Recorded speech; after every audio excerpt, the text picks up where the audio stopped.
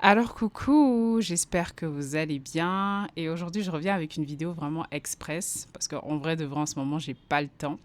Mais je me suis dit allez, express, on s'en fout, c'est bon, on est dans l'ère où maintenant tu peux prendre ton téléphone vite fait, bien fait et partager une pensée et c'est génial, ça devient de plus en plus génial.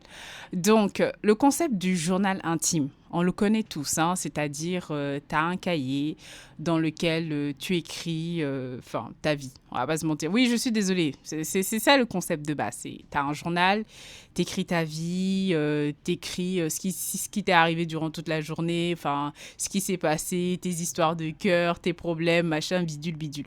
Mais en fait, je me suis rendu compte, en fait, que le concept en fait du journal intime de base, le concept classique du journal intime. Oui, je dis bien classique parce que je vais vous proposer une autre méthode beaucoup plus moderne et beaucoup plus utile. Oui, oui, parce qu'il faut qu'on arrête. Je suis désolée, il faut qu'on arrête et je vais vous expliquer pourquoi. Donc voilà, donc ce concept-là, donc ce serait de base de déposer donc sur un papier tout ce qu'on ressent, tout ce qui nous est arrivé et tout ça et tout ça.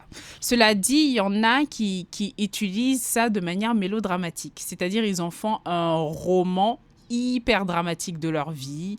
En fait, je sais pas si vous avez remarqué, mais il y a beaucoup de gens qui disent, par exemple, moi je suis déjà tombée, par exemple, sur le journal intime de ma petite sœur, et franchement, après l'avoir lu, j'étais en mode like, est-ce que cette petite, elle a de l'espoir en fait? Ouais, donc ça peut être très très très dangereux en fait si on en fait un roman mélodramatique et qu'on n'utilise pas en fait ce concept de la meilleure des façons. Alors qu'est-ce que je vous propose?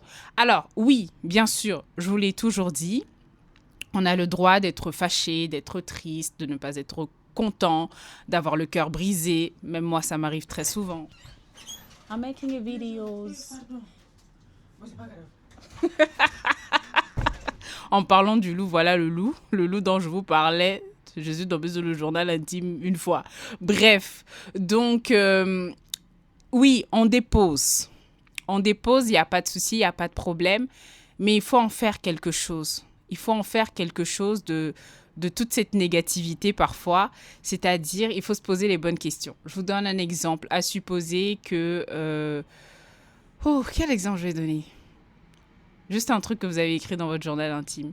Voilà, à supposer que vous avez eu une dispute avec quelqu'un et que vous l'avez écrit dans votre journal intime, que vous avez écrit les détails de ce qui s'est passé, ce que vous avez ressenti, ce que vous n'avez pas apprécié, que la personne a dit. Vous pouvez vous poser la question, d'accord, cette personne ne m'apprécie pas. Mais est-ce que dans ma vie, il n'y a pas d'autres gens qui m'apprécient? Est-ce que dans ma vie, il n'y a pas d'autres relations qui sont beaucoup plus intéressantes, beaucoup plus positives, beaucoup plus uplifting, comment je vais le dire en français, qui, qui me mettent dans des good vibes, voilà. C'est-à-dire vous pouvez mettre l'opposé, vous pouvez écrire l'opposé. Ok, je me suis disputée avec Théo aujourd'hui, je donne un exemple, Théo, enfin prenez n'importe quel prénom, je m'en fiche. Ok, je me suis disputée avec Théo aujourd'hui, ces derniers temps, ma relation avec Théo est catastrophique, il fait ça, il fait ci, moi ça me fait mal. Ok, mais quelles sont les autres relations? Vous pouvez mettre ça en perspective avec les autres relations qui fonctionnent dans votre vie. Et prenez n'importe quel sujet, on vous a brisé le cœur, problème d'argent, ok, d'accord, voilà. Et vous écrivez, hein, vous écrivez votre roman mélodramatique. Je ne vous empêche pas d'écrire votre roman mélodramatique. Vous écrivez votre roman mélodramatique, la version classique du journal intime. Maintenant, quand vous avez terminé, vous mettez ce qui s'est passé en perspective, c'est-à-dire vous ouvrez les possibilités. Vous comparez ça avec un autre aspect positif de votre vie. Et quand vous allez faire ça, en fait, pour moi, ça rééquilibre tout, en fait.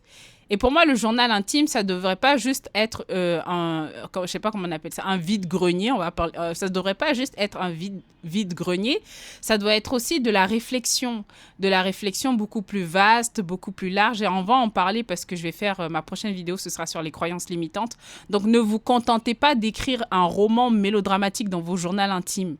C'est trop classique, c'est trop basique, vous allez vous effondrer. Après, il y en a plein, vous m'excusez, qui se jettent par-dessus les ponts parce qu'ils n'ont fait que écrire ce qui n'allait pas dans leur vie. Et finalement, c'est devenu toxique pour eux. Voilà. Donc oui, vous écrivez ce qui ne va pas, mais vous rééquilibrez avec ce qui va dans votre vie. Il y a toujours des aspects positifs. Oui, je vous casse les oreilles, mais j'assume. C'est mon job sur cette chaîne. Sur ce, je vous embrasse très très fort. On se dit à très bientôt pour des vidéos comme ça express. Franchement, c'est top. Allez, ciao.